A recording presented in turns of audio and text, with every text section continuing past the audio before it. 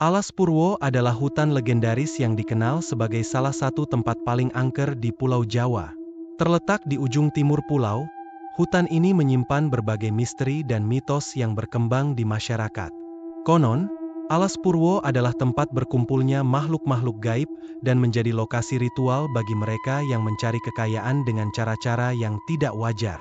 Di desa yang tak jauh dari hutan itu, hiduplah seorang pria bernama Gondo. Gondo adalah seorang petani yang hidup sederhana bersama istri dan dua anaknya. Meski pekerja keras, nasib seolah tak berpihak padanya. Sawahnya sering gagal panen, ternaknya sering sakit, dan utang semakin menumpuk. Kondisi ini membuat Gondo semakin putus asa, terutama ketika anak-anaknya mulai sakit-sakitan karena kurang gizi. Gondo yang sebelumnya adalah pria beriman, mulai tergoda oleh bisikan-bisikan halus yang menawarkan kekayaan instan. Dari cerita orang-orang di desanya, ia mendengar tentang pesugihan yang bisa membawa kekayaan dalam waktu singkat.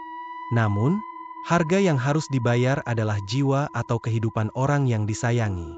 Awalnya, Gondo ragu, tetapi keadaan semakin mendesaknya. Suatu malam, ketika langit kelam tanpa bintang, Gondo bertemu dengan seorang pria tua misterius di pasar malam. Pria itu tampak tahu segalanya tentang kesulitan yang dialami Gondo. "Anak muda, jika kau ingin mengubah nasibmu, ada cara yang bisa kau tempuh. Tapi ingat, kau harus siap menanggung risikonya," kata pria tua itu dengan suara serak. Gondo menatap pria tua itu dengan ragu. "Apa yang kau maksud, Pak Tua?" "Alas Purwo," jawab pria tua itu singkat, tetapi syarat makna.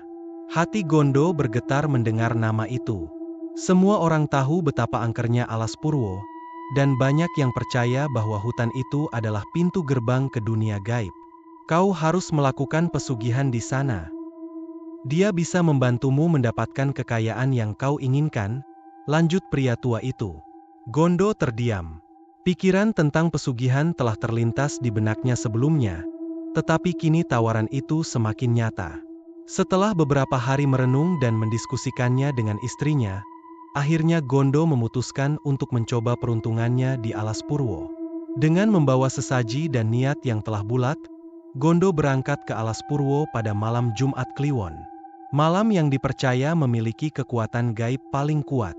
Sebelum berangkat, Gondo berpamitan kepada keluarganya, meski tidak mengungkapkan tujuan sebenarnya. Dalam hati, ia berdoa agar perjalanan ini menjadi jalan keluar bagi kesulitan hidupnya. Sesampainya di tepi Alas Purwo, Gondo merasakan hawa dingin yang berbeda dari biasanya. Angin berhembus pelan, seakan-akan hutan itu bernapas. Pohon-pohon tinggi menjulang dengan dedaunan yang lebat, membuat cahaya bulan sulit menembus ke dalam. Gondo melangkah masuk ke dalam hutan dengan langkah hati-hati, mengikuti petunjuk dari pria tua yang ditemuinya. Setelah berjalan selama beberapa jam, Gondo tiba di sebuah area terbuka di tengah hutan. Di sana, sebuah batu besar berdiri kokoh dengan altar yang sudah dipersiapkan untuk ritual. Tanpa menunggu lama, Gondo mulai mengatur sesaji dan mengucapkan mantra-mantra yang diajarkan oleh pria tua itu. Tidak lama setelah Gondo selesai mengucapkan mantranya, suara-suara aneh mulai terdengar. Suara gemerisik dedaunan, gemuruh tanah, dan bisikan-bisikan halus yang terdengar seperti suara ribuan makhluk gaib yang berkumpul di sekitar Gondo. Ketakutan mulai merayapi hatinya, tetapi ia mencoba untuk tetap tenang. Dari balik bayangan pepohonan, muncul sosok pria tua yang berbeda dengan pria tua yang ditemuinya di pasar malam. Pria tua ini mengenakan jubah hitam panjang dengan mata yang berkilat tajam. Dialah Kiai Sakti, penjaga ritual pesugihan di Alas Purwo. "Kau datang untuk pesugihan?" tanya Kiai Sakti dengan suara yang dalam.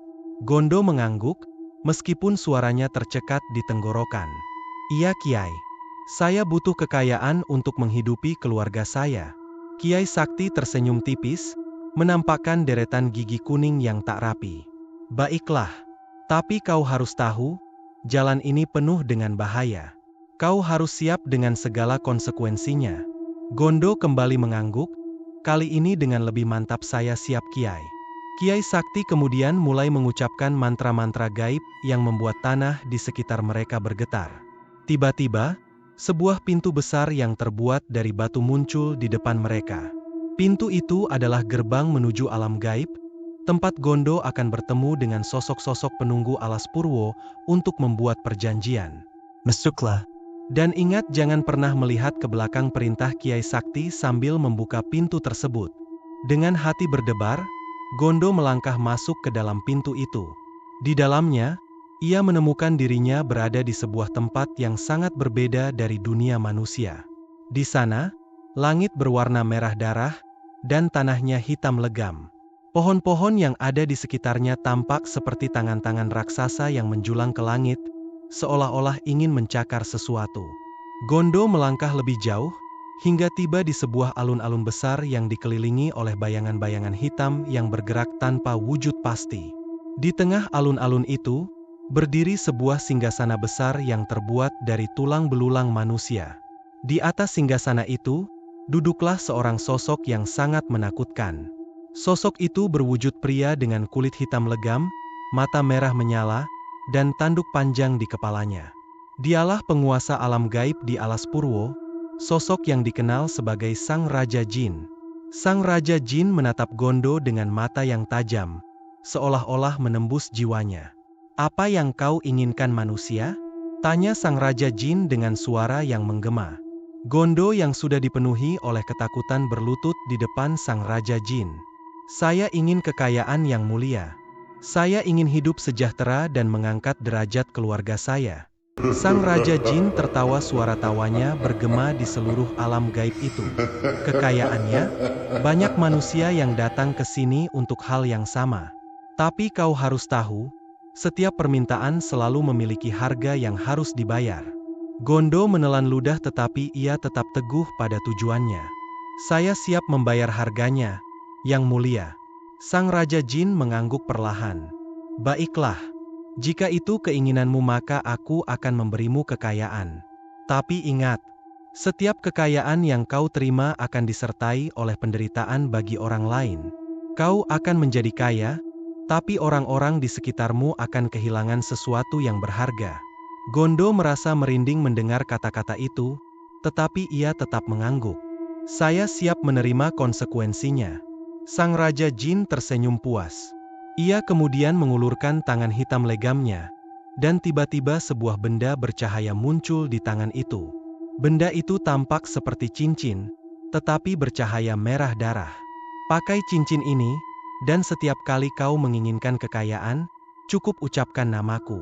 Tapi ingat, jangan pernah mencoba untuk melepaskannya, atau kau akan kehilangan segalanya," perintah Sang Raja Jin.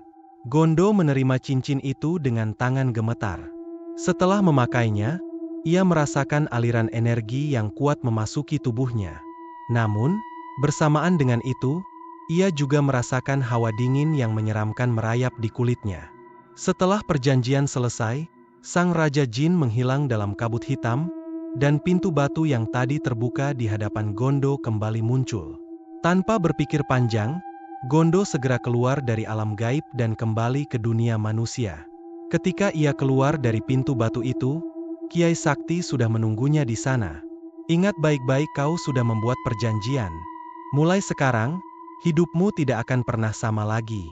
Gondo hanya mengangguk tanpa berkata apa-apa. Setelah itu, Kiai Sakti memberi isyarat agar Gondo segera pulang. Gondo pun bergegas meninggalkan alas Purwo dengan perasaan campur aduk antara lega dan takut. Dia tidak menceritakan apa yang telah dialaminya di alas Purwo, tetapi dalam hati ia merasa lega karena perjanjian itu berhasil. Pagi harinya, hal-hal aneh mulai terjadi. Gondo menemukan sekarung penuh uang di depan pintu rumahnya. Uang itu tampak baru dan segar, seolah-olah baru saja dicetak. Tanpa berpikir panjang, Gondo menggunakan uang itu untuk membayar semua utangnya, membeli tanah yang luas, dan membuka usaha baru. Dalam waktu singkat, hidup Gondo berubah drastis. Ia menjadi salah satu orang terkaya di desa, dan usahanya berkembang pesat. Namun, kekayaan itu tidak datang tanpa konsekuensi. Di saat Gondo menikmati kekayaannya, Satu persatu orang-orang di sekitarnya mulai mengalami musibah. Tetangga yang dulu dekat dengannya tiba-tiba bangkrut, sawah-sawah di sekitar desanya mengalami gagal panen, dan banyak hewan ternak yang mati mendadak.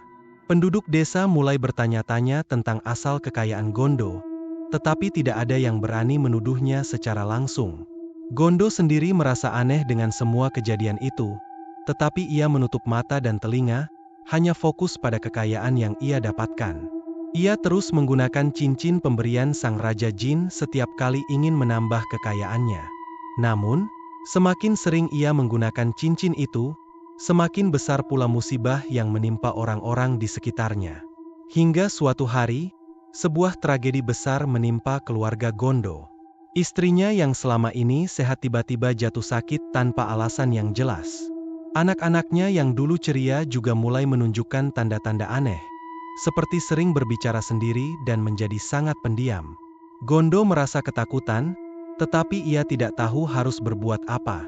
Kondisi keluarganya semakin memburuk, hingga akhirnya istrinya meninggal dunia setelah menderita sakit yang tak terjelaskan. Gondo merasa sangat terpukul, tetapi ia tidak bisa berbuat apa-apa. Tak lama setelah itu, anak-anaknya juga mulai meninggal satu persatu dengan cara yang sama anehnya. Gondo yang kini kehilangan segalanya mulai merasa bahwa ini adalah akibat dari perjanjian yang ia buat dengan Sang Raja Jin. Ia mencoba untuk melepaskan cincin itu, tetapi cincin itu seolah-olah menyatu dengan kulitnya, tidak bisa dilepaskan. Gondo yang semakin putus asa mulai mencari cara untuk menghentikan kutukan ini. Ia kembali mencari pria tua yang memberitahunya tentang pesugihan di Alas Purwo, tetapi pria itu tidak pernah ditemukan lagi. Gondo pun memutuskan untuk kembali ke Alas Purwo dan bertemu dengan Kiai Sakti, berharap bisa membatalkan perjanjian tersebut. Sesampainya di Alas Purwo, Gondo kembali melakukan ritual yang sama seperti sebelumnya. Kiai Sakti muncul di hadapannya dengan wajah yang dingin. "Kenapa kau kembali ke sini?" Gondo berlutut di hadapan Kiai Sakti, air matanya mengalir deras. "Kiai, saya mohon, tolong batalkan perjanjian ini. Saya kehilangan segalanya, keluarga saya, mereka semua mati. Saya tidak bisa hidup seperti ini." Kiai Sakti hanya menggelengkan kepala. "Perjanjian dengan dunia gaib tidak bisa dibatalkan begitu saja. Gondo, kau telah memilih jalan ini, dan sekarang kau harus menanggung akibatnya." Gondo merasa hancur mendengar kata-kata itu. Ia tahu bahwa hidupnya sudah hancur, dan tidak ada jalan untuk kembali. Kiai Sakti kemudian memberitahunya bahwa satu-satunya cara untuk menghentikan kutukan adalah dengan menyerahkan dirinya sepenuhnya kepada Sang Raja Jin. Gondo yang sudah kehilangan segalanya merasa tidak punya pilihan lain. Dengan hati yang penuh ketakutan, Gondo kembali memasuki pintu batu dan bertemu dengan Sang Raja Jin. Di hadapan Sang Raja Jin, Gondo menyerahkan jiwanya dengan sukarela. Sang Raja Jin tersenyum puas dan menerima jiwa Gondo sebagai harga terakhir dari perjanjian mereka. Setelah menyerahkan jiwanya, tubuh Gondo jatuh tak bernyawa di tengah hutan Alas Purwo. Tidak ada yang pernah menemukan jasadnya, dan namanya hanya menjadi bisikan di kalangan penduduk desa. Mereka yang tahu tentang kisah Gondo hanya bisa berdoa agar tidak ada lagi yang tergoda untuk mengikuti jejaknya. Namun, meskipun Gondo sudah tiada, kisahnya tetap hidup sebagai peringatan bagi mereka yang ingin mencari kekayaan dengan cara yang tidak wajar. Alas Purwo tetap menjadi tempat yang penuh misteri dan bahaya, tempat di mana makhluk-makhluk gaib berkumpul dan menunggu manusia yang berani menguji nasib mereka. Dan Sang Raja Jin, penguasa alam gaib di Alas Purwo, terus menunggu jiwa-jiwa baru yang datang untuk membuat perjanjian. Karena di dunia ini, segala sesuatu memiliki harga yang harus dibayar, dan tidak ada yang lebih mahal daripada jiwa manusia.